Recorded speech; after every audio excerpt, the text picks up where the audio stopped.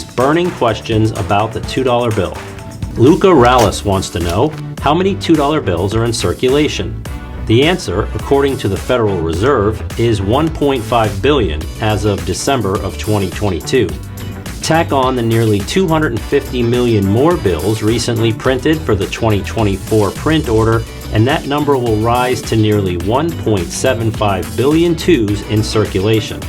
Of course, most of them will end up in sock drawers. Chris Stewart wants to know how it is that $2 bills can have sequential serial numbers printed in the same sheet location but be produced on different sheets. Well, Chris, they have to be produced that way or they won't be consecutive. Let me explain. $2 bills are printed from engraving plates which produce sheets of 32 bills. Each 2 has a small number that indicates the location of that bill on its respective sheet.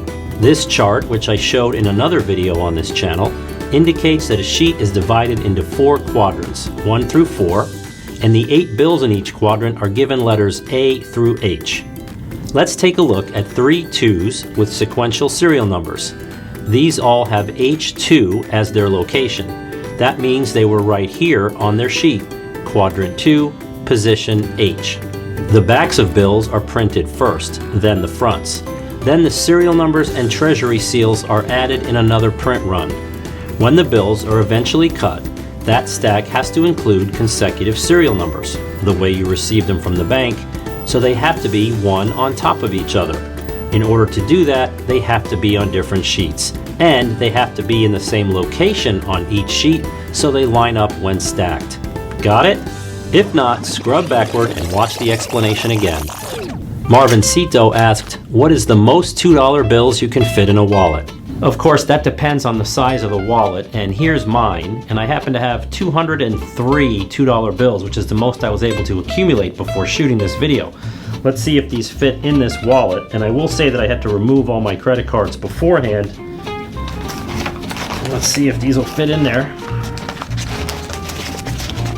It's kind of tight, but they're in. Could I fit some more? Maybe. But I can't really fold it, and if I can, it looks clumsy. So let's go with about 200 to 225 $2 bills that can fit in this size wallet. Evans Giff asked why the painting of the Declaration of Independence is on the back of the $2 bill. Put simply, when the red Treasury seal $2 bill was discontinued and then brought back to celebrate the country's bicentennial in 1976, it was redesigned to help celebrate the 200th anniversary of our country's independence. It was only fitting that John Trumbull's painting featuring Thomas Jefferson's presentation of a draft of the Declaration of Independence to the Continental Congress be featured as the image. But it did cause a problem. Once it was issued, everybody would treat it as kind of a special bill. I gathered that it was too beautiful to spend. And so people might well have just thought of this as, well, it's something special for the bicentennial.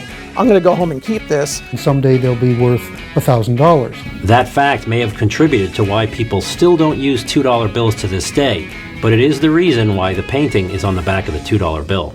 Sticking with the back of the $2 bill, Frederick Bynum wants to know why the $2 bill doesn't have an eagle or some kind of bird on it.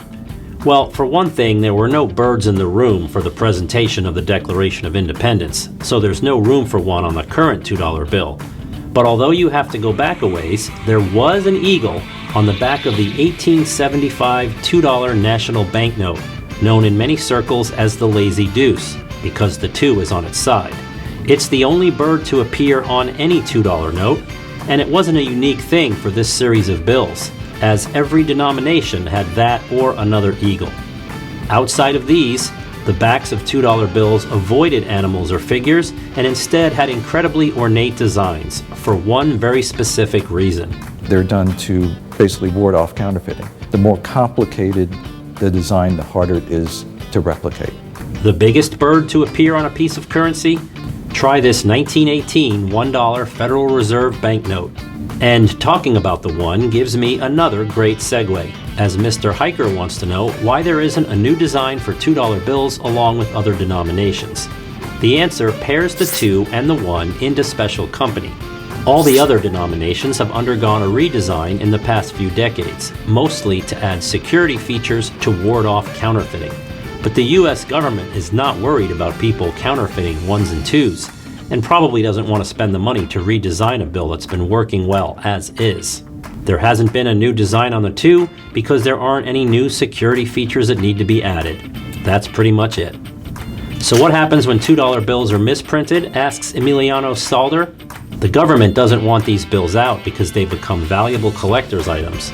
But according to Fred Bart, one of the nation's experts on currency errors, it can and does happen. I mean, they do a great job. They were, last I knew, producing about 32 billion pieces of paper money every year, okay? It is not a precise and perfect operation. The amount of errors released is infinitesimally small, but they escape. When they do, they can fetch quite a bit of money, like this 1976 inverted overprint bill with upside-down serial numbers, on sale for just $2,500. The next question is from Chris. How have so many people not heard of a $2 bill? Seriously though, part of the problem is that the $2 bill isn't taught to youngsters as a regular piece of currency. Look at these sets of currency teachers can use to decorate their classrooms or use for education. None of them have $2 bills. And in a video I made back in 2020, it was tough to find a set of play money that had a $2 bill. If you're leaving out the 2 when educating people about our currency system, it stands to reason they will not have heard of the $2 bill when someone finally shows them one.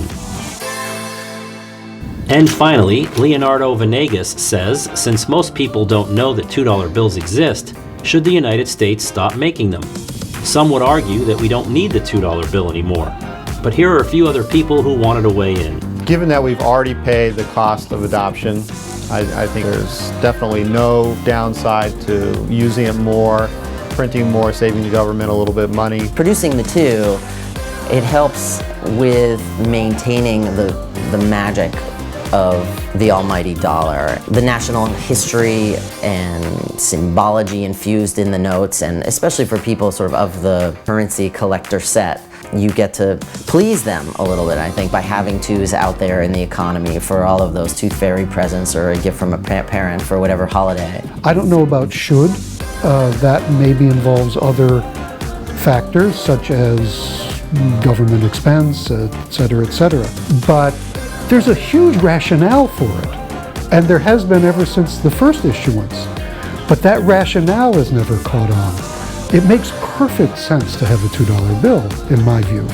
To see my full answer to Leonardo's question, I weighed the pros and cons of this in an earlier video on my channel. Click on this video and you can decide for yourself. Send more of your burning questions my way, and I'll see you in the next video, where maybe I'll answer yours. Thanks again for watching.